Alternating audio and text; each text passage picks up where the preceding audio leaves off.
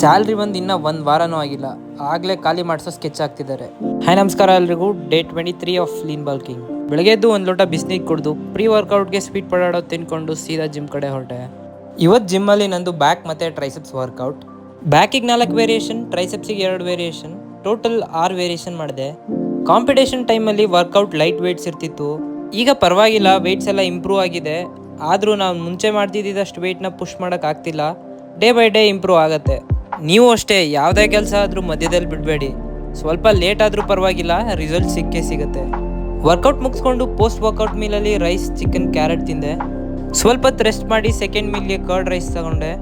ಆಫೀಸಿಗೆ ಬಂದು ಕೆಲಸ ಸ್ಟಾರ್ಟ್ ಮಾಡಿ ಥರ್ಡ್ ಮೀಲಲ್ಲಿ ರೈಸ್, ಚಿಕನ್, ಕ್ಯಾರೆಟ್ ಜೊತೆ ಸ್ವಲ್ಪ ಮ್ಯಾಂಗೋಸ್ ತಿಂದೆ. ಈ ವೆಂಡರ್ಸ್ ತಲೆ ಮೆಚ್ಚಲೇಬೇಕು. ಸ್ಯಾಲ್ರಿ ಬಂದಿದ್ದು ನೆಕ್ಸ್ಟ್ ವೀಕೇ ಈ ಥರ ಸ್ಟಾಲ್ಸ್ ಹಾಕ್ಬಿಡ್ತಾರೆ. ಅದು ಏನು ಕಲರ್ಫುಲ್ ಆಗಿರುತ್ತೆ ಅಂದರೆ, ನೀವೇನು ತಗೊಂಡಿಲ್ಲ ಅಂದ್ರೂ ಪರವಾಗಿಲ್ಲ, ಈ ಥರ ಫೋಟೋ ಶೂಟ್ ಮಾಡೋಕ್ಕಾದ್ರೂ ಹೋಗ್ತೀರಾ. ಲಾಸ್ಟ್ ಮೀಲಲ್ಲಿ ಓಟ್ಸ್ ಜೊತೆ ಎಗ್ಸ್ ತಿಂದು ಬ್ರೇಕ್ ಟೈಮಲ್ಲಿ ಡೈಲಿ ಸ್ಟೆಪ್ ಕೌಂಟ್ ಕಂಪ್ಲೀಟ್ ಮಾಡಿದೆ. ಇವತ್ತಿಗಿಷ್ಟೇ, ಮತ್ತೆ ನಾಳೆ ಸಿಗುವ. ಬಾಯ್.